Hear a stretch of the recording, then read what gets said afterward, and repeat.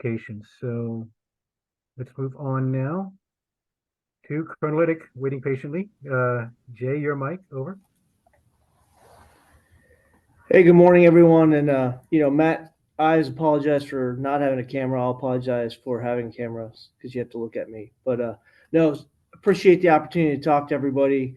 For those who aren't familiar with PKSOI, I think most here are, but U.S. Army Peacekeeping and Stability Operations Institute located at Carlisle Barracks. I actually work for Lieutenant General Beagle, the Combined Arms Center commander, and we're part of the CAA team.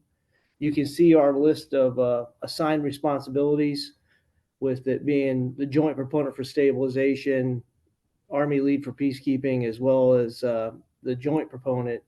And then we've been the OPR for several years for women, peace, and security, as well as protection of civilians. I think I'd highlight for the group that, recent development, literally signed beginning of this week. We will be taking over proponency for Army SFA and getting Army stability back. That was something when PKSOI was reorganized in 2019. Certain pieces were split out and they were under the Mission Command Center of Excellence out at Leavenworth. Those are being transferred back to us with some capacity. We'll be working that move and set over the next year, with us really having the bodies and the capacity to take that over starting in the summer of 2025. So more to follow with that, and I'll touch on the importance of that going a couple bullets further down. But on the stabilization side, and some of these points have come up before, but I think for this community and the way I see it and for our organization, there's some real opportunity in the Army and Joint Force way ahead for irregular warfare. And for our part, we held a symposium or work group back in December on resilience. Resilience as a topic is something NATO has moved forward with, over the last several years. UCOM and that theater have been actively getting after it, but it's something that's not incorporated into the U.S. doctrine at this point. A lot of effort and momentum in that area with respect to the Joint Staff J7 and ASD, and we're part of that and see a lot of effort and emphasis put on that over the coming year, and with the ultimate end state of getting that incorporated into the next update of JP 307, the Joint Stabilization Doctrine. If you look at that doctrine, I think it's understandably post-conflict centric as doctrine. And our intent is, with the next publication, to have that be more comprehensive and really cover the continuum and the spectrum. And I think that is something that will be helpful to the civil affairs community. We, as part of that IW effort, we have a task that allows us to put some emphasis and resources towards, again, getting after stabilization across the continuum from competition, crisis to conflict, which will feed that doctrinal update. And then on the Army side, working with the Special Operations Center of Excellence there at Fort Liberty and the Combined Arms Doctrine Division, the Army is creating and will be publishing an Irregular Warfare Manual, FM, which is something that has not existed. So getting stability operations to stabilization framed in that manual correctly, again, is, I think, another thing that provides opportunity, and going back to the overarching narrative discussion that'll be later, that can be helpful to the civil affairs community.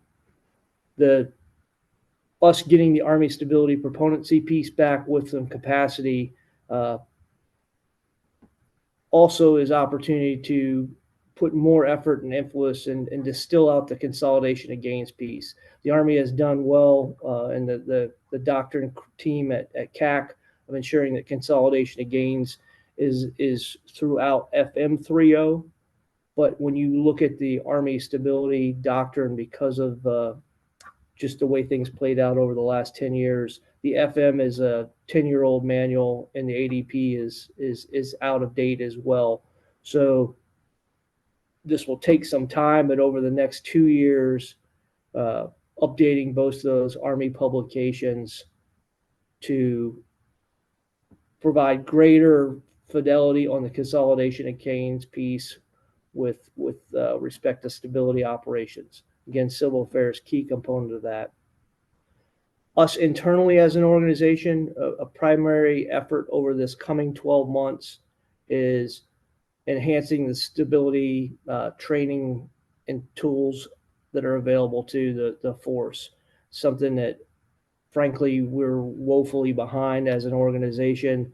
The guiding principles is a manual that, or a publication that probably most of the folks on this line are familiar with. Pretty good resource for practitioners. I always had one on my desk. That was last updated in 2009. Was done collectively with Department of State, USAID, and USIP. We're in the process of updating that and that publication, and look to have it publicized here probably in the fall. But on the training side, most of you are familiar with our Joint Interagency Stabilization course that brings together Department of State, USAID, and DoD in one classroom, focused on stabilization and interagency working together. We have our in-residence portion of that course here at Carlisle Barracks next week. We are continuing to work to evolve and improve that course, but also institutionalize it. But the other main focus for the coming year is building out that menu of training resources that are available to practitioners in the field. It's wholly unsatisfactory that we as an organization don't have a solidified living stabilization 101 course, a 201 course, and hybrid models of distance learning and MTT capability. That's something that we're going to be working hard to build out. With several people on the line, trying to continue to work with the CGSC out at Leavenworth. Some great work on some elective offerings that I think are of value to this community, but also working at ensuring that the 2-hour block on stability operations that are part of the core curriculum, and there isn't a 2-hour block on offense or defense, there is one on stability operations, that we get that correct, and that we ensure that internal to the Army War College curriculum accurately reflects stabilization activities. And we have been, great relationship with Special Operations Center of Excellence, have worked closely with 3rd Battalion over the last 8-10 months in conjunction with 95th and others on getting stability operations, getting kind of a train the trainer for the cadre that teach there, and then getting blocks of instruction for all the new civil affairs personnel going through the pipeline. Exercises due to capacity, we are limited in the things that we take on. They have to have a true focus on stabilization. Justified Accord through AFCOM is one that we continually support. Use KPOC and 95th and others play in that exercise, which is a good one. Regional cooperation, a CENTCOM exercise, stabilization focused. The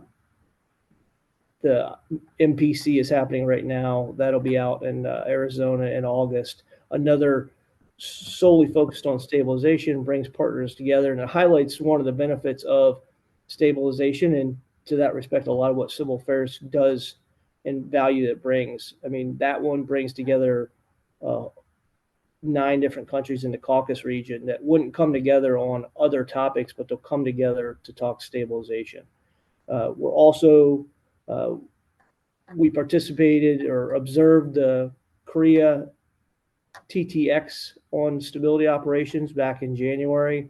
I think there's some, from our perspective, our way forward, there's some great takeaways. That TTX was really well done, and it was ran by Department of State's Bureau for Conflict and Stabilization Operations, which was also an interesting development and a great way forward, in that by policy, Department of State is the lead for stabilization. This was really a great demonstration of that, with them running that TTX. And I think there's pieces from that TTX that are applicable and that we can look at as a community of how to do TTXs and get after stability operations in a more condensed time frame that still has great outputs. Last thing I'll touching on the peace operations in our division with women, peace, and security. Just for this this community. We've been the OPR. That program as an enterprise effort has continued to gain momentum from DoD down. We have been working hard. It hasn't been positioned right to be down at PKSOI level, multiple levels down from headquarters DA, working with DAMO SSP, Lieutenant Colonel Dave Botta, who a lot of people know. We're working to get that OPR status is actually going to shift to headquarters DA, and they've gotten resources to hire some folks. So we'll continue to be an OCR for that for the next couple of years as we get the WPS governance situation set for the Army, and then continue to move forward with implementation. And there's been a lot of civil affairs practitioners come through the training courses, and we actually facilitated one for a civil affairs unit 2 months ago. The very last bullet, and sorry for droning it on here, is for everyone's essay, the Joint Pub 323 Peace Operations. That is literally getting signed like within the next week. Look for that to be published and out on the street within the next 2 months. So with that, I'll stop there. Again, thank you very much for the opportunity. It's great to see a lot of familiar and old friends' names on this line. So thank you. Jay, thanks. I before we go on, I do have one question. I should comment and a question for you. One, I believe that both women, peace and security, and civilian harm mitigation response have taken on a big role within the civil affairs community. I know the civil affairs planning, the theater CAA planning teams at the GCCs are all getting heavily involved in both of those, WPS and Shimmer. And I see we've got Assad Rasa here. I just listened to his recent interview on One CA podcast of one of our new 38 Golfs who was also going through a lot of WPS training, becoming a WPS advocate, I believe it was the term. But can you, I don't see Shimmer on here. Can you talk a little bit about what's going on in the civilian harm mitigation response? Over. Yeah, sure. We helped. The big change that's happened for those who aren't familiar is coming down from the SecDef, an emphasis put on, and there was actually a DoD level Tiger team on protection of civilians directed by the SecDef. What that came out was that the DoD would stand up a center of excellence for civilian protection, and that responsibility for service responsibility went to the Army to run that. So there is the Civilian Protection Center of Excellence being stood up in the National Capital Region, led by a 2-star SAS, Mr. McNerney. They are currently in the IOC phase and building that organization out with FOC, I believe, at the end of FY25 into 26. Like you said, Dennis, and that's a great point. With that came resourcing. So there's certain structure, all GS, not military, but structure going into the GCCs and other headquarters for it. We're continuing to help. When we look at, we'll still have responsibility. Protection of civilians is actually kind of a broader topic, and you get into human security, etc. But the Civilian Protection Center of Excellence, I believe, will be a resource for civil affairs practitioners, and civil affairs will continue to play a huge role in that. And not to get on my soapbox, but I truly believe that in some respects, and just my professional and personal opinion, is that the output or the result of these efforts in protection of civilians and WPS is really a result of an under-resourced and under misunderstood civil affairs capability. Because I think on the women, peace, and security side, one of my stances is 50% of every population is women, children, and boys. We have a capability that looks at civilians. And I think going back to Dave's comment, that civil knowledge integration piece, our ability to deliver that answers a lot of the mail for this and will be a key component. WPS, the same thing as we continue to evolve and can lay out the operational environment in detail and help inform. It answers some of the mail for women, peace, and security. So I rambled there, Dennis, but the protection of civilian peace, that center of excellence is in the process of being developed right now. Over. Yeah, thank you. And we at the UFMC and SWIC are involved in some of the working groups, sub-working groups, led by both Headquarters DA and OSD, looking at both the Center for Civilian Protection, Center of Excellence, and operations overall. So I appreciate that update. And so let's go finally to our colleague in The I Hague. jump in with a question before you move on? Oh yeah, go ahead, sir. Please. I appreciate that. Hey, Jay, one other question. I'm curious about the women, peace, and security aspect and where that's going. I'm familiar with that with the United Nations and a very big effort that had been going on that way. I know that the State Department, is started a women, peace, and security effort based on an act that was passed in 2017, if I remember correctly.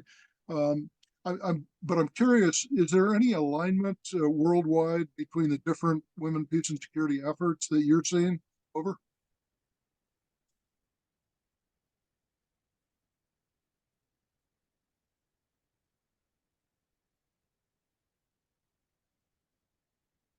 Jay, if you're speaking, you're muted. Over.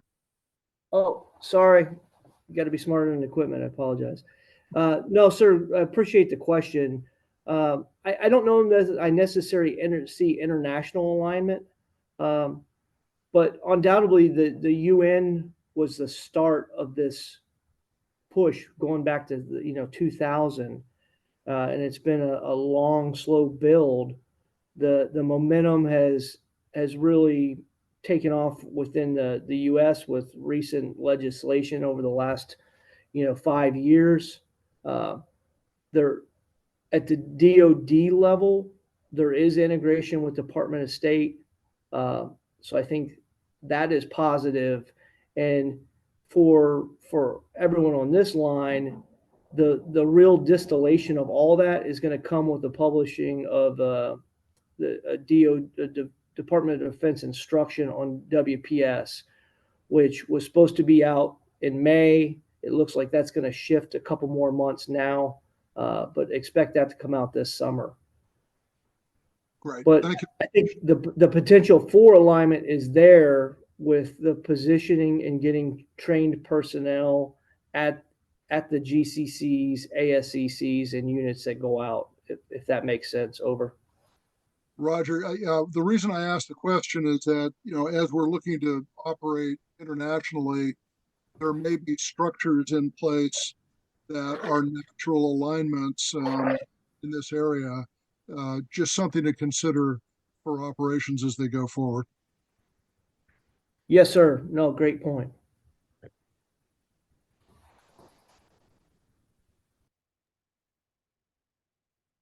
Okay, thank you, guys. And so now let's go ahead and turn it over to Lieutenant Colonel Peter Schaefer. Pete, your mic. Over. Peter. Yeah, thank you very much. Thank you for having me. It's an appreciate to have the opportunity to speak to you and to speak a little bit about the work of the CIMIC Center of Excellence in The Hague. So as introduced, I'm the successor of Stefan Mühlig. I'm the branch chief of the CIC branch, which stands for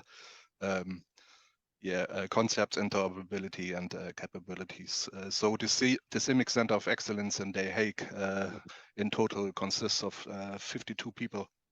And we have a lot of sponsoring nations. And one good information is that we have Slovenia also back on the table as a sponsoring nation. And we also talk to the United States and looking forward to getting them also to our table, because of the fact that the CIMIC Center of Excellence is still working for the sponsoring nation and for NATO in total. So to have a close cooperation and close partnership is very good. Yeah, what we are doing, and you have the awareness. So we are not only doing courses or supporting the sponsoring nation. We also work on the HAP 319, which is the NATO standard doctrine for civil-military cooperation. And you can see that on that slide that we are close to the ratification process of that HAP. And speaking a little bit about CIMIC, you can see that we still talking about a military joint function, and this military joint function has two core activities. And the first core activity is the civil factor integration, which means that we have to integrate the understanding of the civil factors of the operating environment in our processes in order to do some civil-military interaction, which is the second core activity. And I think from our perspective, you can do civil-military interaction maybe as a standalone thing, but you need a good civil factor integration to do civil-military interaction in a good way. So these two core activities are closely related in order to support the accomplishment of missions and military strategic objectives. So this is one thing what we are doing, and you can see when you compare that also with civil affairs that you have a lot of overlapping things, and this is one of the things where what we are working on, especially when I speak about interoperability, to put things together to see, okay, what are the overlapping factors where we can cooperate and where we can work together. Could you go ahead for the next slide, please? Fantastic, thanks. Yeah, what we're also working on, you can see on the left side the HAP. I am still elaborate on that. What we also do, and you can read that on the right side, that we still working on the question, what is CIMIC and multi-domain operations, and what do CIMIC in every domain means. So what we are still working on is that we like to come up with some fact sheets, talking a little bit about civil-military cooperation in the maritime domain, civil-military cooperation in the cyber domain, and so on. And there are a lot of also overlapping things because of the fact you always work in a civil environment, and also every domain has an impact on the civil community and the civil environment. So that's one thing what we are working on. And the second thing what we also do is to give a roadshow regarding not only the HAP 319, but also to explain a little bit what is CIMIC all about, and what does civil military cooperation also in NATO Article 5 operation means. We do that on scene, mostly on scene. We have a lot of requests from nations, especially on the national level, also from the very tactical level. So we have every week an appointment. You can see that we are also in the United States in June to give some roadshows there. This is another thing what we are doing. I'm talking about narrative, so I'm looking forward hearing the keynote today because of about narratives in order to understand how we can improve also our action on that.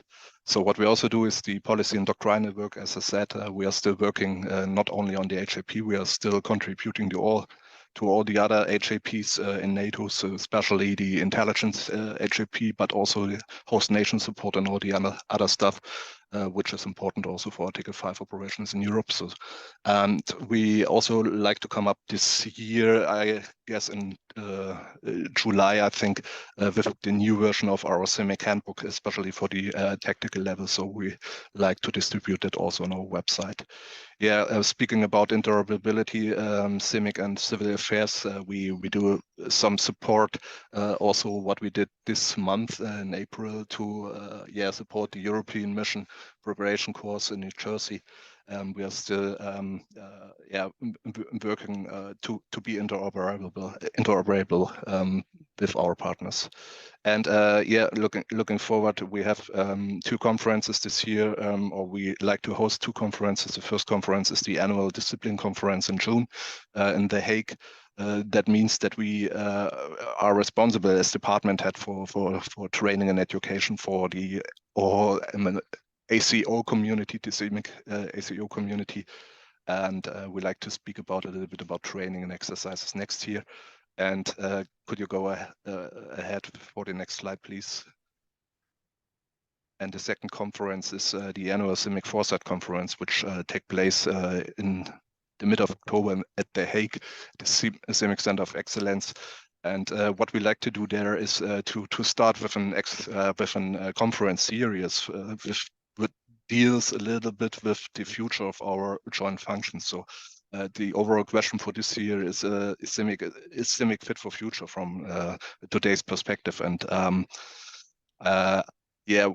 what we like to come up is to have some gap analysis, so to see, okay, what's happening now, and maybe to anticipate what could going on tomorrow and the day after tomorrow, and to see, okay, where is the gap in our capabilities, where's the gap in our personnel, and so on, education and training, and then we like to work on that after the conference in order to come up with better solutions for the CIMIC and CA community. So that's all what I have. Pending on your questions, I'm open. Thanks. Peter, thank you very much. And we will get to the questions now. And